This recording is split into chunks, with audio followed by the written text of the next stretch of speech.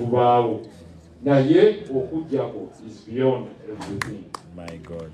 Alhaji nabadde naye yesterday nga mutwalidde muzzukulu omutima zimaama sazze mu parliament era tewandali omutima gwagaanyi nga kuŋŋamba gende ewa taatawo okuziika kwa nkya. bwe natuuse nomale mmanyi omukubira essimu nga ŋŋenda oba ye nankubira nanga.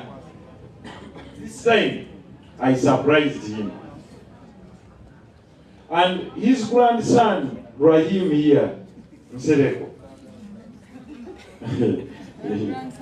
Since Sunday, he was telling me we should go and see Jaja Kampala. Why are we driving straight to the village? Let us first go there and then come.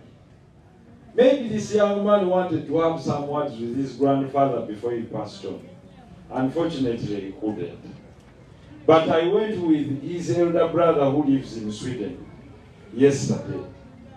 Rahim, you can sit, sir. Thank you very much. When we reached there, we tried to say right honorable speaker, Tata nangamba, Allahu Akbar.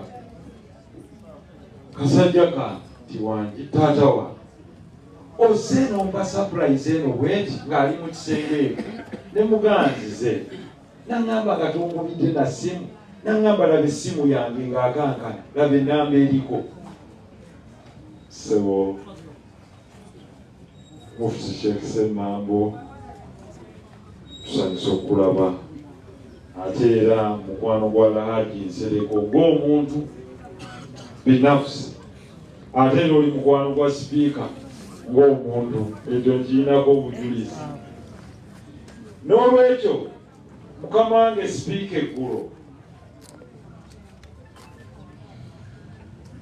mukama wange n'owekitiibwa Salimu Uhuru bantegeezezza mmeeya wa Kampala Central mukwano gwo naye waali naye mwana wano Alhaji amumanyi nga mukwano gwe naye Salimu omumanyi yatuukira mu jikooni ayagala kulaba oba buli omu alidde naye nga mmeeya muzima.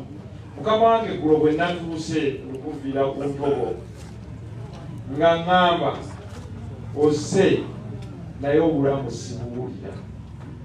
Naye nga gwe bw'omulaba you're talking to a person like we are talking. Ne mugamba teweesaasira nnyo n'agamba maani owakana nnyo nze mpulira nze awulira munda.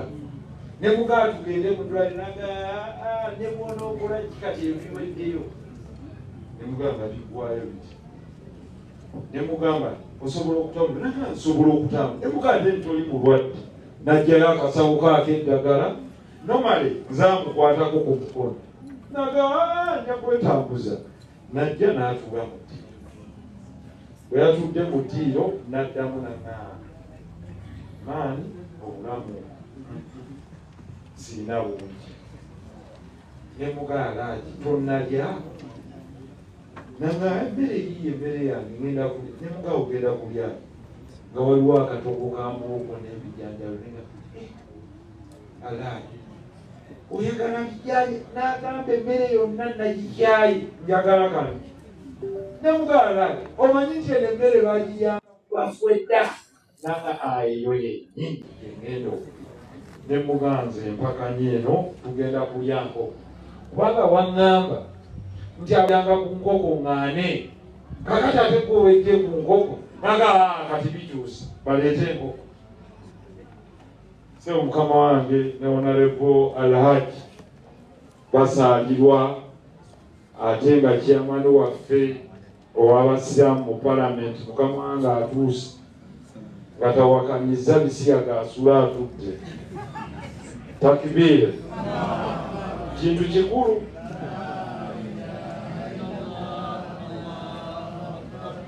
Allahu Akbar.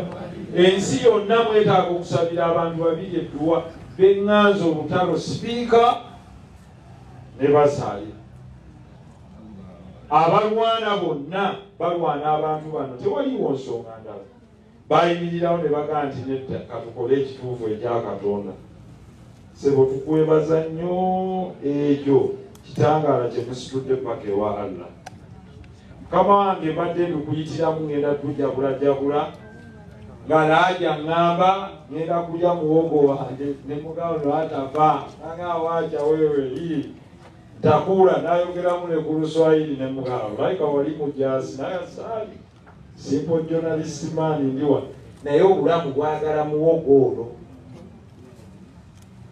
n'alyako katono naye nangamba sisobola kubyembera oli taata wange ngenda kulya enkoko ne baleeta enkoko ya kafe javas naye nangamba ndya naawe olya wali tugenda kulya ne muzzukulu we n'amugamba gwe you say you don't eat you eat on time sijui tandika naawe okulya wali ffenna ne tulya ne babula okwano ogwo kwe twabadde olwamaze okulya n'agaa twekubyemu ebifaananyi mulimba ki tuula wano twakubye ebifaananyi ebyasoose baitondeko sipiika nga ntudde muzzukulu atudde wakati nga ye atudde wano nze ntudde wano n'agaa tukikyuse buli omu akwate ku taata we gwe jangu wano okwate ku nze n'agaa gwe muzzukulu dda wali okwate ku kitaawo nze nange n'agaa nze siina gwe nkwatako naye n'agaa do you know the meaning of this picture n'agaa babula kuba kino kyenjagala n'agaa sirabye flash olaika okukubya empewo ebyammwe sibikiriza eby'ennaku zino biyinza kubanga ne mugaa kiikino n'agaa this is the right picture this generation tugenda ne mugaa ekigambe n'agaa tugenda gwe tuwakana mwe muddako bano ne basembayo n'agaa saagadde otuuse eno tyuni oteekewo ono tobba bibuuzo gwoddawo mu fronti ono ye namba ki kyava ntumya briefcase n'agitumya omwana asikaali n'amugaa bring my briefcase nemugaa lad you still have a briefcase n'agaa we are old men we have our briefcases n'agaa in fact they are two bring them kyava yambuzizza I told you my code when you are still young will be one. Do you still remember the code? Nemugaa I remember it. Nanga open. Nenzikura. Nanga mazenze nemuemfa. Now we know my codes. Nanga let me show you two pictures. Najjayo. Nanga amesa alongo. Bano balabye abaana bange balongo. Nakato ne babiri. Nagamba muzzukulu we. Nanga don't joke with me. Nanga now this is my wife. Najjayo ekifaananyi with him and my late mom. Nagamba muzzukulu we. It seems I'm going to follow my wife very soon. I'm sure. Nemuganda yalaajo osanga kati omwana ono muto azze kulaba ate omuganga bw'ogenda ino bitegeera nti this is reality. Najjayo ekifaananyi ekirala eky'embaga ye ne maama. Naga young man, don't come here. Usually in Europe with those things are here. You know those things are bad. Here in Uganda we don't accept them. You see me marrying my lovely wife. Nagamba, now I'm going to show your father something I've never shown him. This is my original marriage certificate. I want your father to read. And I'll read. When did I marry? On the 19th day of December 1971. I married your mother. When was my marriage registered? On the 21st day of December. Now, you don't register marriages. You marry, get a certificate, you run home. You must go and register the marriage. My marriage is what? Registered. You walk away with certificate. Now, I tell your father to go and register his marriage. Now, do you look at our marriage certificates? Dowry paid. I paid 370 shillings. I'm a human. Do you know how much that money was that time? In 1971. Now I'm going to read down. Zero balance. Zero what? I paid full. Who gave me? The mother is my uncle. He signed over. He's there. Sulaiman Miti. He signed and he was there. he said, that is why I love Miti. Because Miti gave me your mother. And from Kyangole, Jaberinsana is where the marriage was consummated. This is everyone's signature. I didn't steal your mother, Namuleta Halal. But I had never shown anyone this marriage certificate. Now you have it. Put back my records as they were. Kati nenkebera nga tuli mu report zaffe kwe twasomera. N'angamba ziseemu zonna ebintu byange bipange bulungi. Ne mugamba twayita ndaba za lastborn zonna zammwe gyeziri naye ziseemu abalala baatwala ezaabwe. Take care of your sisters. Unite everyone in the different families. Nanga, thank you for what you did on Sunday in our burial place. We went there for that ceremony where we meet as a family, and he asked me how far with the mosque. Because they donated for us a mosque in the name of my late sister. And he said, you must make sure that mosque is built with your brothers. Right, Honorable Speaker? That was the last time I talked to my dad. I left him in the sitting room and returned, and he got the cardiac arrest. He didn't move from that place in the sitting room until I was called at night, where he was taken to Old Kampala Hospital, but in a semi-conscious state. And they were trying to resuscitate him by performing CPR, but you would see that all the signs were less fruitful. Basebo ne banyabo bwe lugendo lwa mukwano gwammwe Alhaji inna lillahi wa inna ilaihi raji'un. Throughout his life, he said he never wanted to be bedridden. He would tell us, Katonda singa ntwala immediately, so that I don't become a burden to the people. Munyambe. Nene muhasipe Katonda ate ffe twagala obeewo. But alhamdulillah, thank you very much. Right, Honorable Speaker. Allow me, Right Honorable Speaker, to invite you to say a few words at your own luxury to the mourners, at your own will, Right Honorable Speaker. La ilaha illallah, la ilaha illallah, la ilaha illallah, Muhammad Rasulullah. Ongeremu amani. La ilaha illallah, la ilaha illallah, la ilaha illallah, Muhammad Rasulullah. La ilaha illallah, la ilaha illallah, la ilaha illallah, Muhammad Rasulullah. Jagala mwongeremu amani agaleta speaker.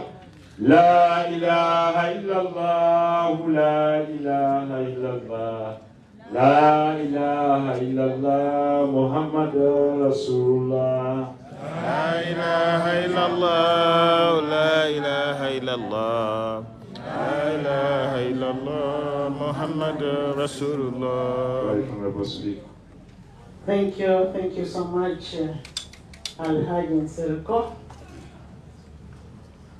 Assalamu alaikum. Before I say something, I want to first give the chairperson of the Muslim community in Parliament to first greet you, Alhaji Asman Basadwa.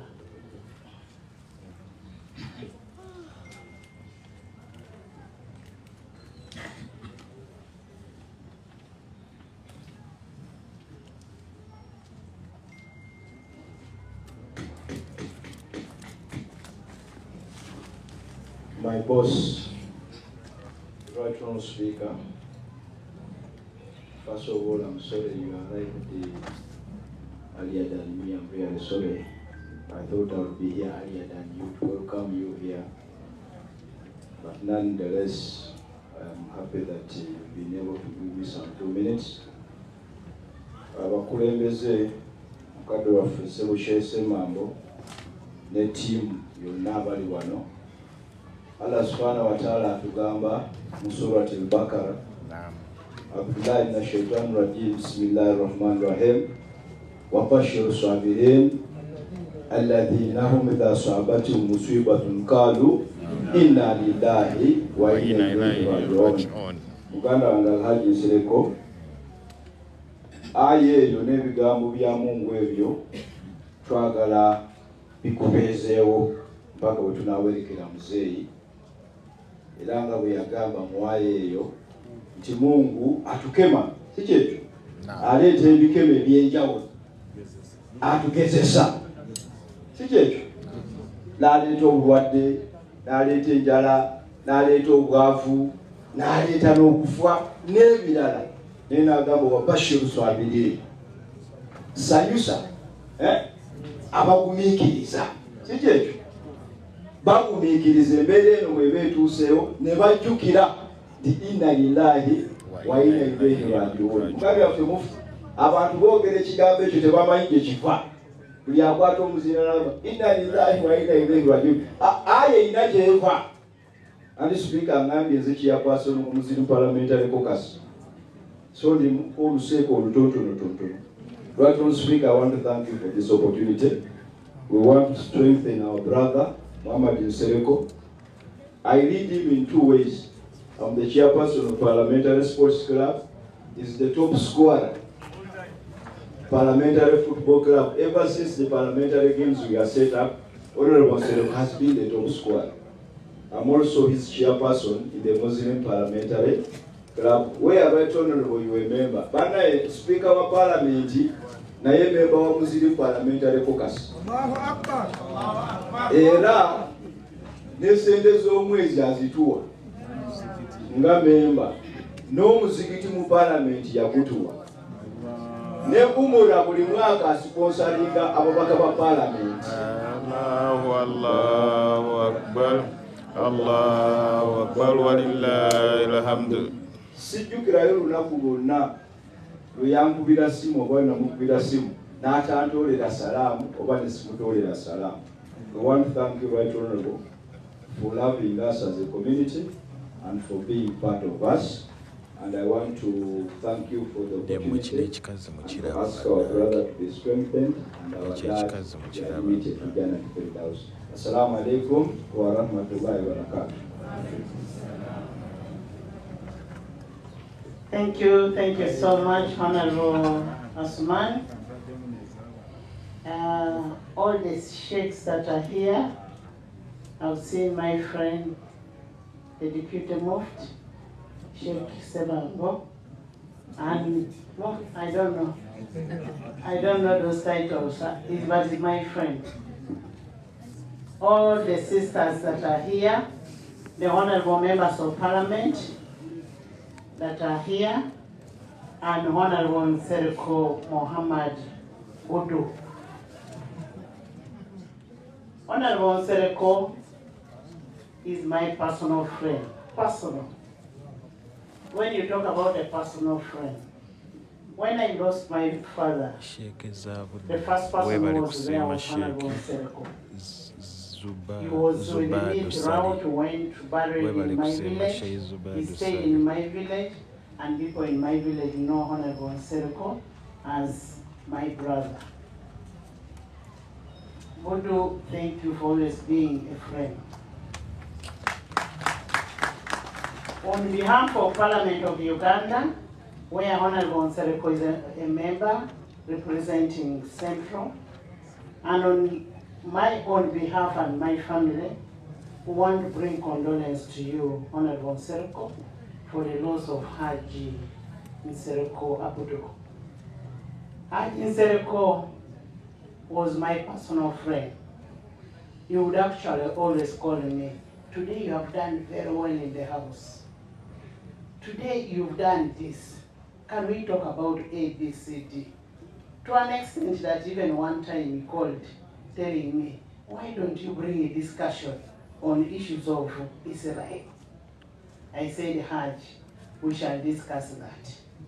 When we passed the law on homosexuality, I got a call from Haji Abudu thanking me and the House for passing the law. And we want, on a special note, to really thank the President of Uganda for believing in our values, in our cultures, and in our traditions. We want to thank President Museveni.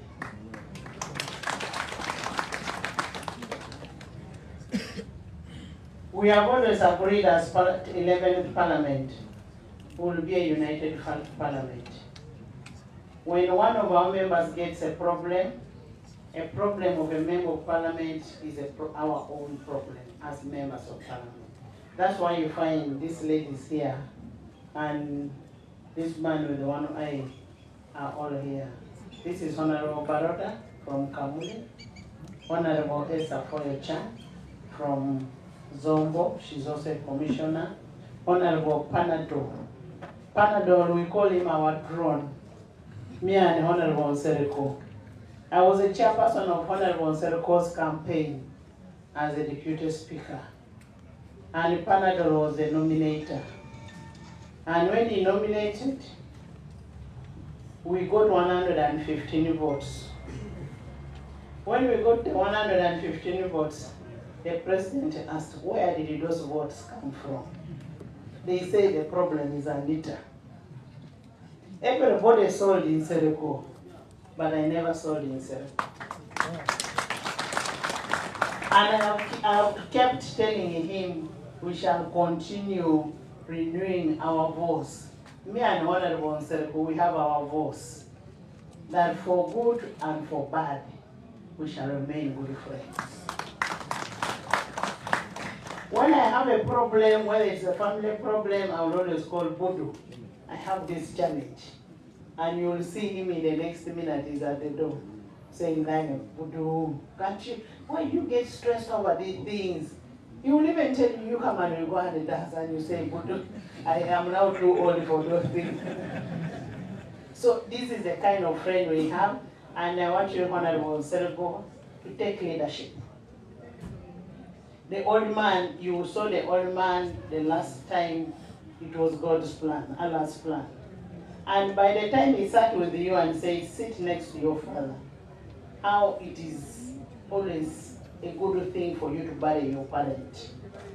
And Muse was communicating to you that you're going to bury me, but take a lead, take leadership in making sure the family is united. Make sure that you keep Haji's family together. And as he's told you, each one touched your father. He was with you as his father, as your dad, and now you're going to send him off. Send him off in a decent way. We'll be there with you. We'll support you in whatever way that is required for us to send Haji. And I want to assure you, when you lose, you have now joined our club of total orphans. At least you're now burying when you're old. And when my father died, Haji Nsereko, I was not yet a member of Parliament, but we were friends. He came and buried my father when I was not a member of Parliament. And that's why when I became a member of Parliament, I said the only way I could pay Haji Nsereko was to be his chairperson of the campaign, which I did this year. And now when we became all members of Parliament, him being an independent member of Parliament is directly under me as his dean. We always agree on the issues. Where we disagree, say, here we can't agree. When he brought issues of the potholes in Kampala, I was the first person to defend him. And the potholes are being worked on, and the credit should go to him. The potholes are being worked on. He fought so hard in the floor to have money to work on the potholes in Kampala. Haji Nsereko, thank you for loving us people who are living in Kampala. I want to bring condolence from your captain of the sports club of Parliament, Honorable Moses Hassim Magogo. I bring you greetings and condolence And as a family, plus the Tenywas and Waiswa, as a family, we want to give our simple condolence to you of 10 million.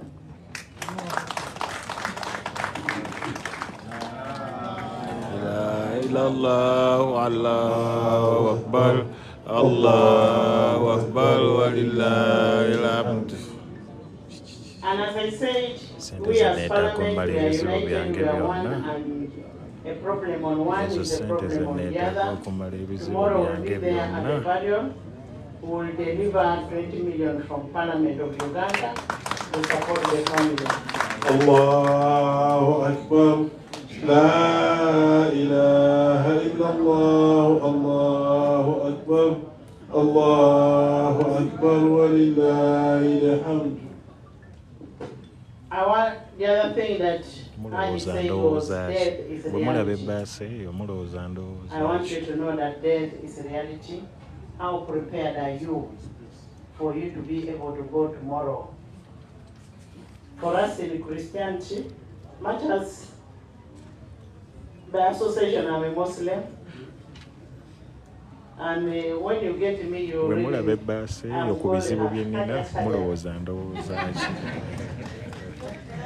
am Mohajara. I have a name, and I associate a lot with Muslims. My sons are Muslims, my Walongo are Muslims. Takbir. Takbir. Takbir. I have Mashal and Maktoum, and very good names. And as the chairperson said, we shall always continue supporting the Muslim community. Wow. When it is time for Umura, we send 10 members of parliament, always for Umura. When it is time for Hija, we also send 10 members of parliament to go for Hija. We want them to be strong in the faith and continue praying for us. As Parliament of Uganda, as the Commission, we also decided to monthly give the mosque 3 million shillings for them to be able to run their operations in the mosque. That's what we do as Parliament.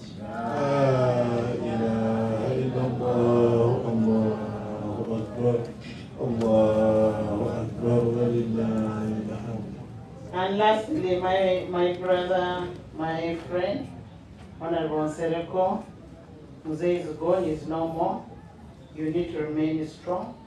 You need to keep this home. Keep Muzee's legacy. Keep the name. The name Nsereko Mzee built his name, and you must keep the name. And I've always told people, if you cannot be able to keep your father's name, especially if your father has been good as Haji Nsereko, then don't use your father's name. But Honorable Nsereko is a good person, and I want you to keep Muzee's name. Keep, because he has left a legacy. In my culture, if somebody dies with the children and has left all these kind of children, that person has not died. Because he will still remain on this earth with his children.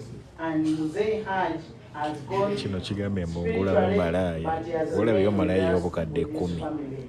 I want to thank God for all this. May his soul rest in eternal peace.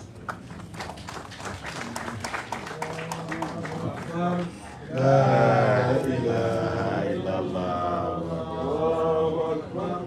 Allahu Akbar walillahil hamd. Takbir. Allahu Akbar. Takbir. Allahu Akbar. Takbir. Allahu Akbar. Seo mukadde waffe w'ekitiibwa Right Honorable Speaker kwebaza. Wekwata ku bukadde obukkumi obuli mu nkwawa mulowooza nkola ki? Mulowooza nkola ki gwe nga bw'olaba olowooza nkola ki? Bandamire bonna mutambule bulungi ow'ekitiibwa Speaker. Era ng'olina emirimu mingi. Waliwo ayagala okunkubya amasasi wano mbwantume ewa Baruda. ate tumale emikoloekirize mperekere mukama wange bayinza okukeereja nga siina mulimu.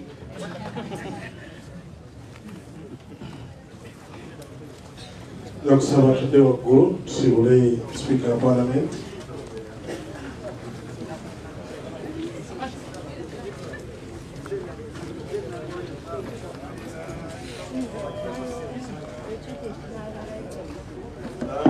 La ilaha illallah Muhammadur Rasulullah.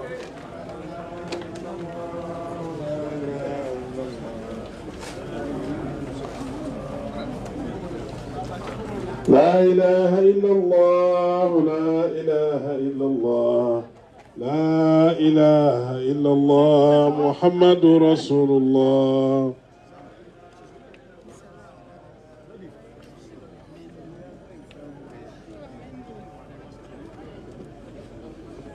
لا إله إلا الله لا إله إلا الله لا إله إلا الله محمد رسول الله.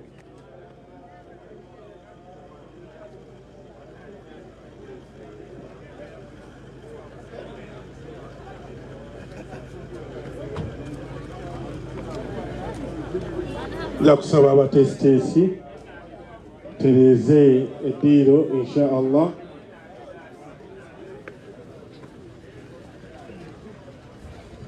Abatesitesi tereze tugenda kukyalesana tunamaliriza ekyemisana yokutusomeddwa insha Allah.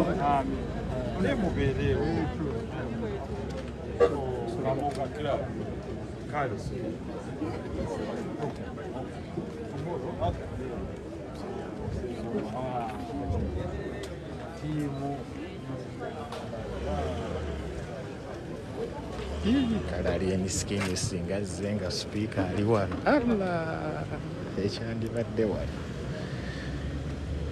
ekyandikoze amawulire ssebo, ekyandikoze amawulire singa azze nga sipiika waali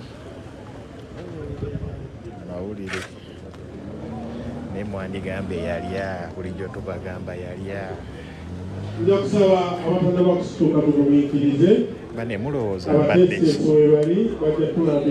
Mulowooza mbadde ki? Abayi mulowooza mbadde ki?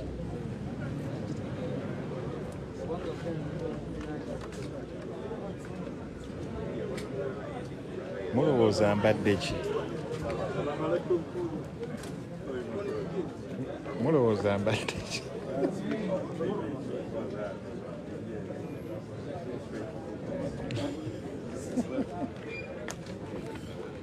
Abayi mulowooza mbadde ki? Musooke mumbuulire. Abali kusaba ekisenta tugezeeko kukozesa omwangu.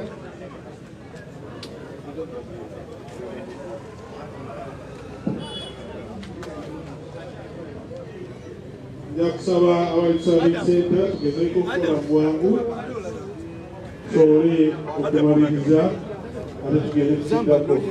Twinasaba ekisenta Ategedde abatesitesi walugembe ne ttiimu yo ategedde abantu engeri gye bagenda okutambulamu oba Haji ababuuzeeko wedda mumwesunga abantu wali wano baagala kubuuzaako Haji gy'obaweeyo ku kagambo. Banange kitalo nnyo tuli wano omukungu kwa muzeeyi waffe mukadde waffe. Ono ye Fangoni Haji. Nze Haji. Somali kuola. Kale Haji kiki ekigenda mu maaso wano Haji? Mulumbe. Onoyo Nsereko yafiiriddwa mukadde we. Nga naye ye Nsereko. So obudde wakubaga. Bali eyo musingi ku magugu. Taata wa Nsereko obadde mumanyiganye? Manyi honalebo mukwano gwange. Tate mukwano gwange. Mukwano gwange n'abamwetoolodde n'abamwemabega bamukwano gwange. Baba bakwano bange. Kale.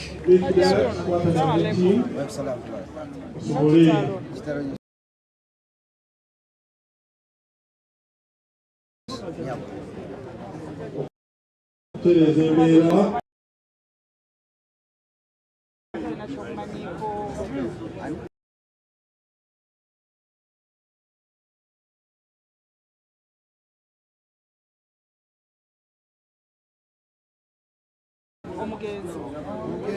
abantu bonna basobola okufuna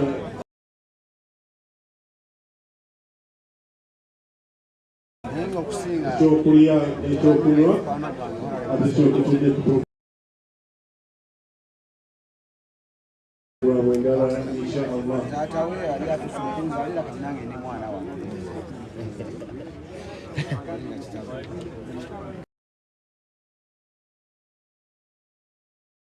Sirina wabeewo ampaliriza, wabeewo aŋŋambayo ku bugambo obuwoomu ampaliriza okulya.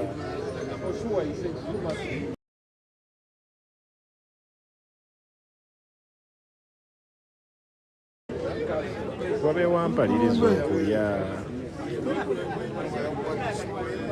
Abali ku senta tukozesa obwangu. Siraba abantu Bannaye mulowooza Hajji akutte.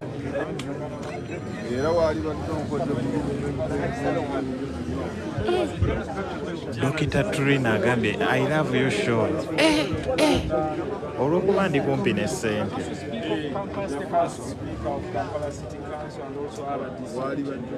Mulowooza mbadde ki? Mulowooza mbadde ki? Mulowooza mbadde ki bannange? And the last person who was feeding was a man. Okay, he was sort of a man, but mentally incapacitated person. So yesterday the guy kept knocking, and I kept saying, "Don't open for that man." And Alaj said, "You will open for him because that guy you call mentally sick is my friend." Then I asked him once, he said, "I don't even know the name, but I've been feeding this guy for the last 3 years. He knocks every day." So I opened for him, and he made sure, he said, "Now, what are you scared of?" You mean he was alive at yesterday? Yes, of course. So it was sudden death? Yes, cardiac arrest. Meeting. Are the arrangements? The arrangements is tomorrow, 11.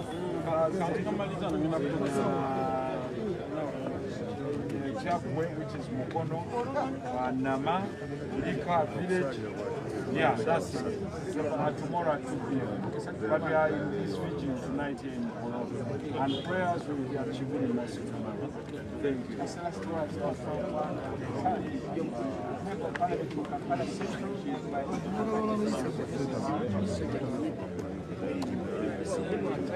Banenga kitalo mitawaana.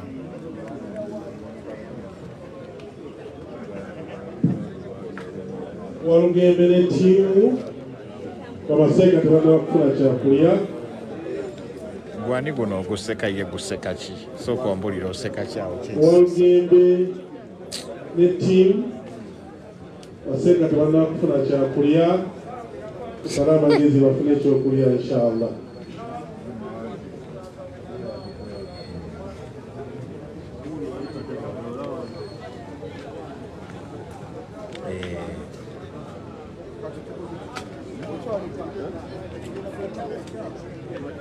Haji atugenzeeko Haji. Haji atugenzeeko.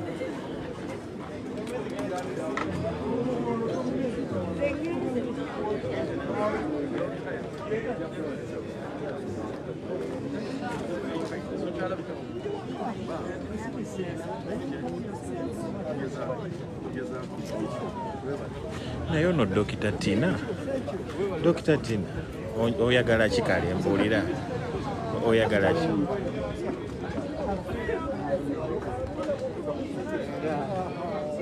Bannange nga kitalo.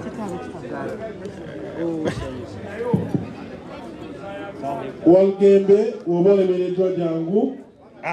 Yoyo Haji wamwe mumulabye. Bawula abaana bakwagala.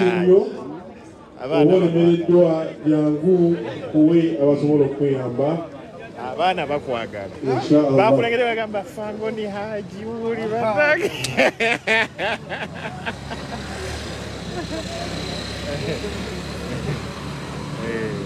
Fango ni Haji. Haji naye abaagala nnyo.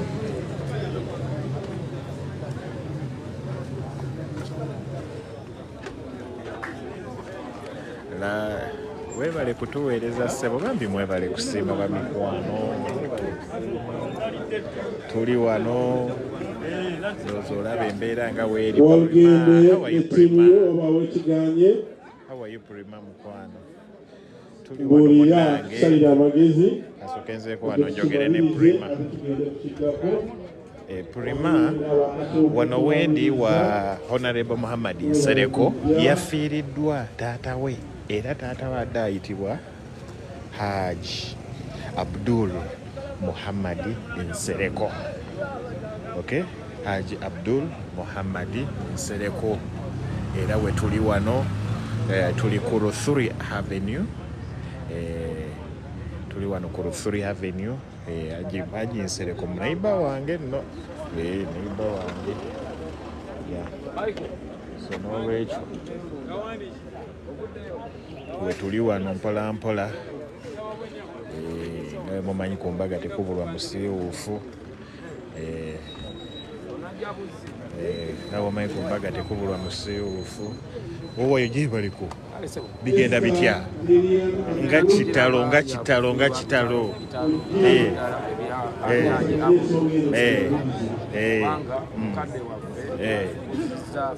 tuze kuwerekera Haji Nsereko wamu ne muganda waffe wamasekati y'ekibuga Kampala. Wano nga bana Kampala Central tugezaako okulaga omukwano eri omubaka w'amasekati g'ekibuga Kampala. Mazima Honorable Nsereko omuyita otya? Honorable Nsereko ndi kalabalaba drives, Twitter drives. Drive? Zitya drive? Drives zemotoka zemuwulira mu kibuga wakati poliisi abayogerako eza campaign. Twitter drives. Kwegamba Nsereko mukwatagana nnyo mu bya campaign. Muntu w'abantu. Sooka nze ndi sportsman. Ogyeko kuba MC ndi sportsman nkuze naye. Tusamba mupiira. Afuse MP. Ogyeko ekyo twekuba MP. Abe Haji yennyini omugenzi nze mbadde mmumanyi ng'omuntu. Eno empale gye bayitaani? Damage. Oli designer. Ebyekikumba byonna obimalanga. Kati zino ngatto stocks. Mbonga ngatto. Eno engatto gye bayitaani? Naye ya design. Bagiyitaani eno engatto? Ye kapa esooba. Kino kye bayita kapa esooba. Ata eno wagijjawa? Nagigula sente za ssebo. Muno mu Uganda? Bulungi nnyo. Mashallah n'okuba ne damage. Sajja gwe oli wa mutawaana nnyo. Ofunye kamere? Emmere yo tulabadde mu ffumbiro. Tugiridde. Okombyeko kamere? Weeri na kati ekyali omulungi. Mashallah bafumbye kututa.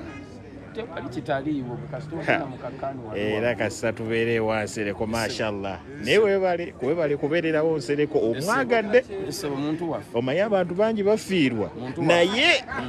Naye ngenda nakusulawo. N'okusoogera kusulawo. Jaketi nagireese. N'okuziika ngenda ziika.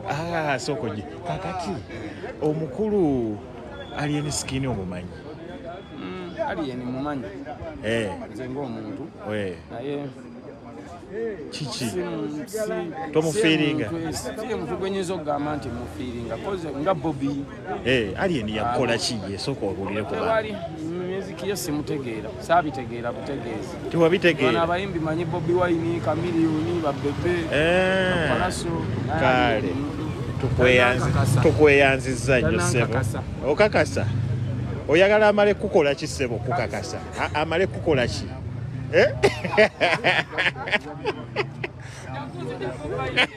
Kale.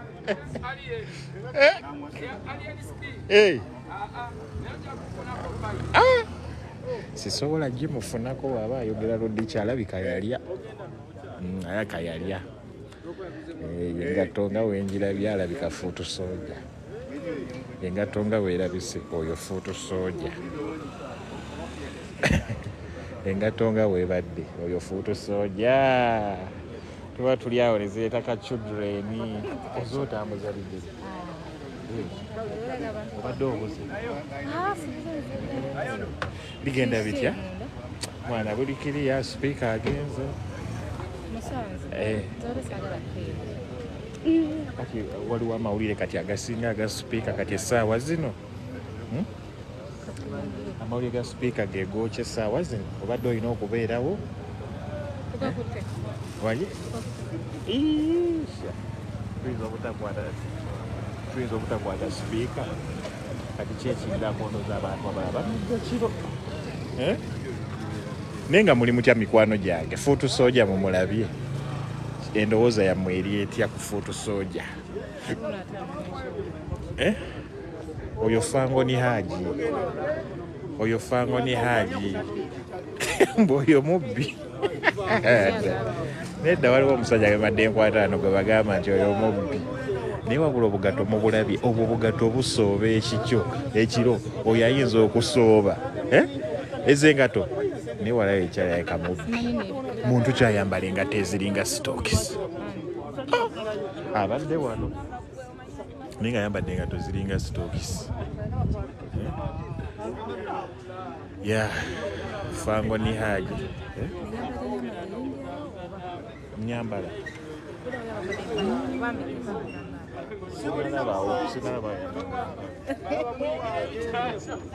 sinalaba bayambadde empale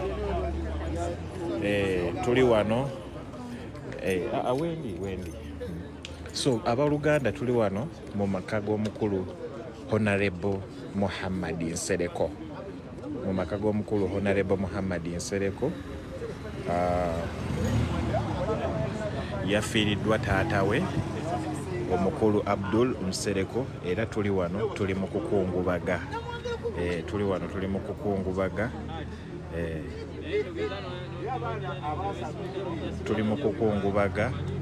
omukulu Muhammad Nsereko yafiiriddwa kitaawe taatawe so kati tuli wano tukungubaga mpola mpola mashallah abantu ab'enjawulo katumale okugenda tufune ku kyokulya tukombeko katugende tukombeko ku kyokulya naye simanyi oba naasobola era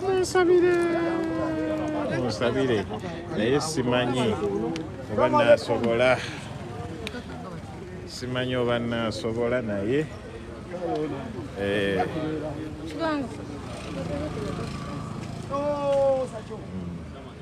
so tuli wano Haji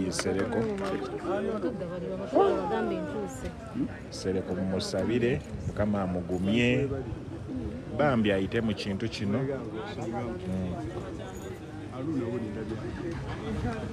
munsabire wabeewaawo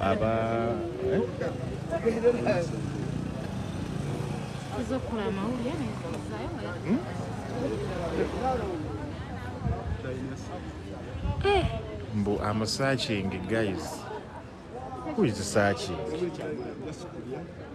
Baana mwe mwogera ebintu ebitakwatagana nje. Enjala oyagala kulya tugenda oli nze nandiridde naye appetite tewali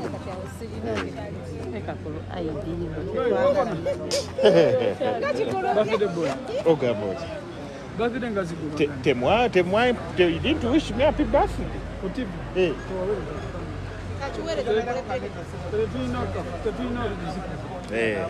Yamba manyi mmwe Farida wange yantekanayo ku mwasuze mutya taliyo so nedda kati emmere oba jangu ku layini eno oba eweddewo wali jantulabe wano ate ani akulaba nze abantu bakimanyi sirina appetite erya mmere negenda ku layini eri erya fresh tujja tugenda waliwo n'eri wali eri osobola okutuula wali ku eri ey'abamaswahaba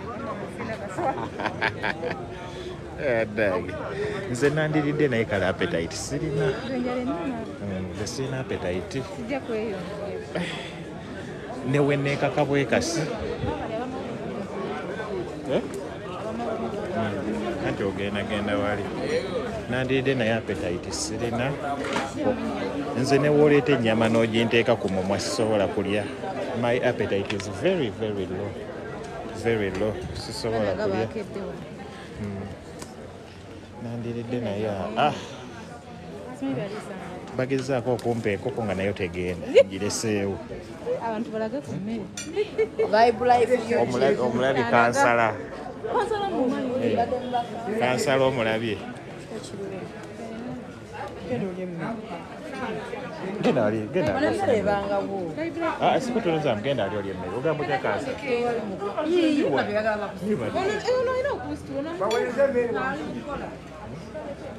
Lindako baleeta emmere. Bawaleze emmere wansi balete soko owemuko wano bagenda kuleeta emmere.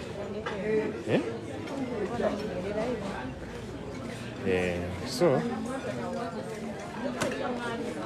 the man in a green t-shirt mumanyi abali wano nga ba planned kids sisuubira nti olina gw'omanyiiwo wano.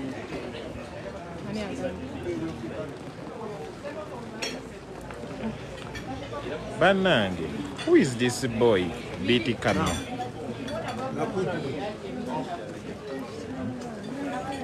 Why?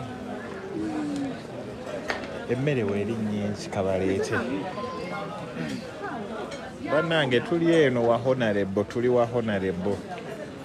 Tuli wa honorable.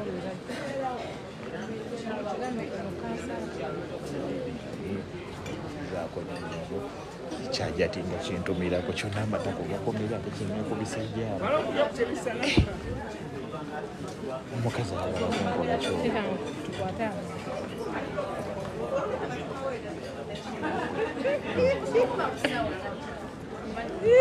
Kyajati gwe tokirabye wekinsiibula. Kyokka akabiina kakoma eri ate wekineesiibuza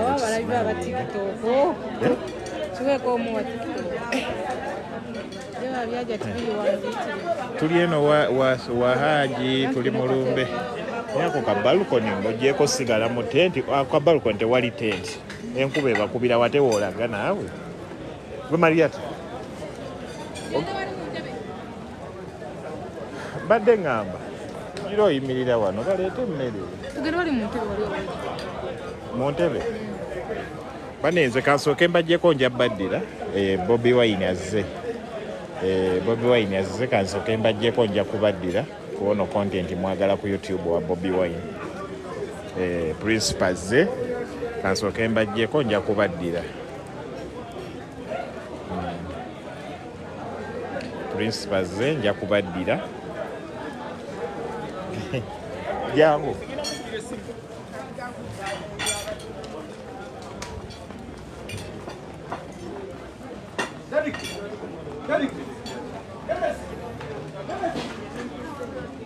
YouTube channel yange Sean Styles UG bambi mugende mu subscribing ku YouTube channel Sean Styles UG. It's my YouTube channel Sean Styles UG. Sean Styles UG YouTube channel yange, please go and subscribe. Sean Styles UG, it's my YouTube channel. Go and subscribe bambi.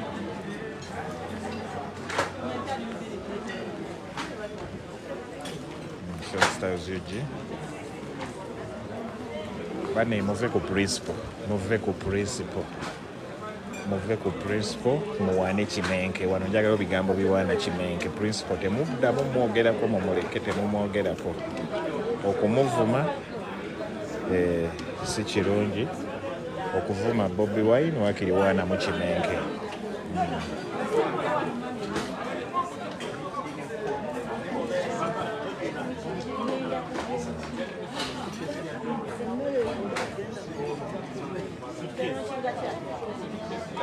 Okuvuma Bobi Wine wakiri wana mu kimenke. Are we together?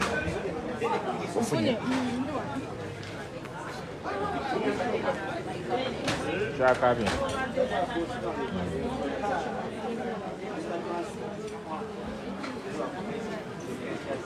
Sagala avuma wano, sagala muntu avuma. Sagala muntu avuma.